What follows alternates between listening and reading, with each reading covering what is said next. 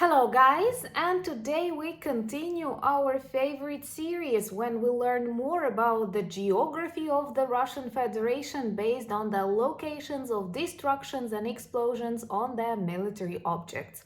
All of the materials provided by Ukrainian intelligence service and our armed forces.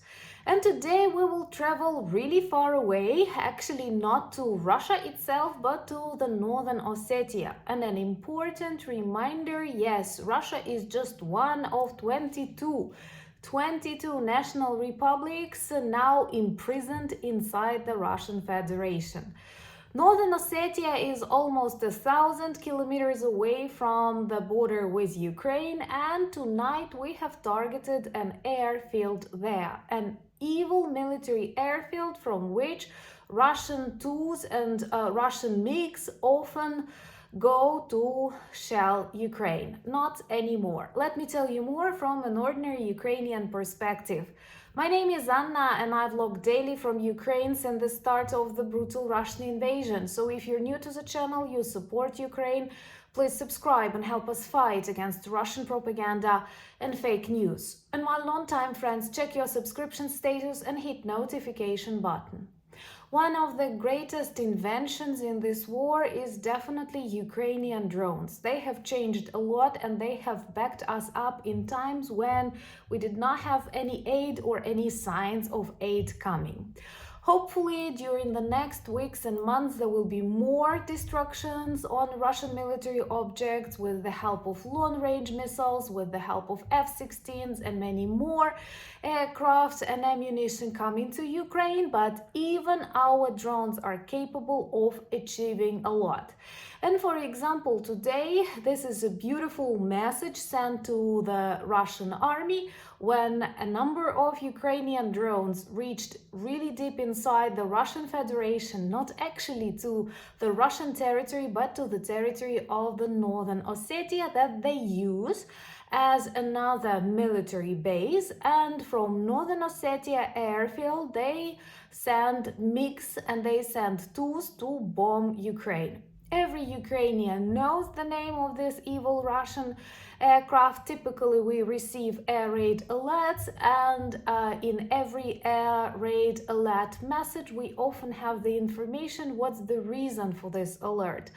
Sometimes this may be ballistic missiles, this can be Shahed drones, but quite often these are MiGs flying in the direction of Ukraine or close to Ukrainian border. Sometimes they shell the territory, sometimes they don't, but they definitely interrupt our normal living because even in semi-safe districts, banks are closed, schools are closed, hospitals are closed, and all of our life is paused. And not just paused, we are under stress because, come on, after thousands of shellings, you definitely don't feel good during the times of an air raid alert. So targeting airfields from which these evil bombers fly in the direction of Ukraine is definitely a smart decision. Plus, it is an important message to those located deep inside the Russian Federation that war is real, and with each day it comes closer and closer to you because, well, you did nothing to prevent it. And also, it once again demonstrates how vulnerable Russian military infrastructure actually is. And all of these images of Russia as a very strong country, Russia threatening the world, is all fake.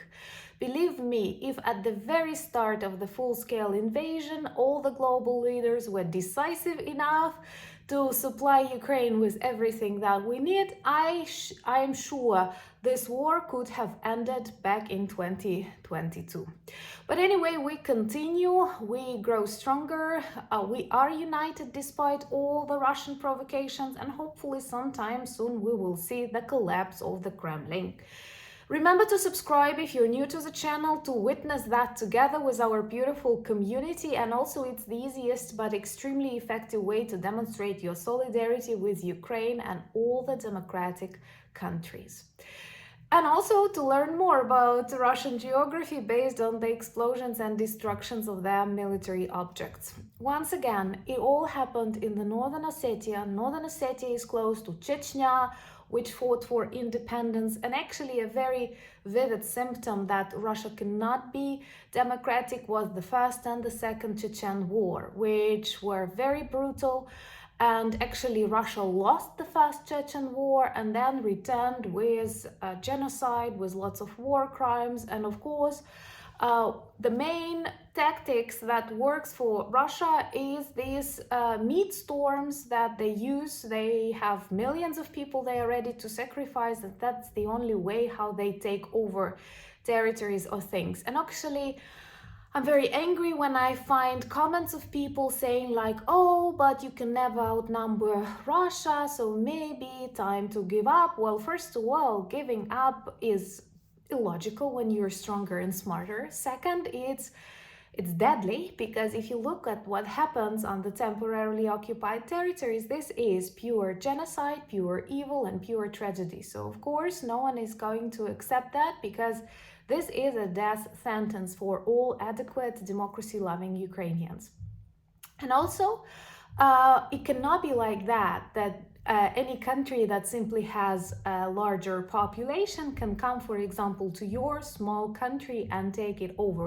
Then we have to understand, if we accept this kind of logic, that Russia, and after Russia, China will come, and China can get anyone because they have 1 billion of people or more, like every fourth or every fifth person on the planet is Chinese, so let us all give up. This is a very wrong logic, because what makes us strong is not only the number of soldiers, but also the equipment, also the strategy that we use, and of course the support of those who share our values. And I'm happy to feel this support. But sometimes I get angry when I receive comments like that, because once again, it's just like, then we should all surrender to China.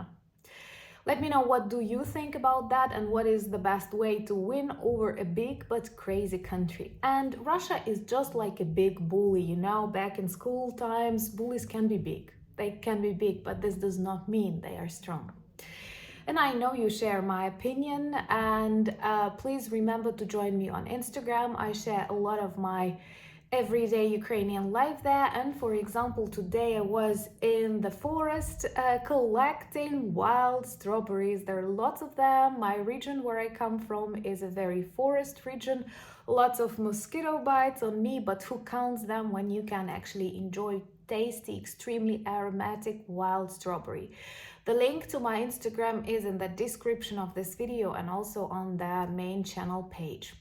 Also, I'm on X, Threads, and Discord, and we have a very good merch shop with lots of items that work well as reminders and conversation starters about Ukraine. Thank you for buying me coffees, becoming sponsors and patrons of this channel, and helping me film and write more. I'm very blessed and grateful to have you in my life, especially in these challenging times. This means a lot. And thank you for all the work that you do in your countries, for all the conversations that you hold to continue the support of Ukraine until the complete defeat of Russia. This is our strategy.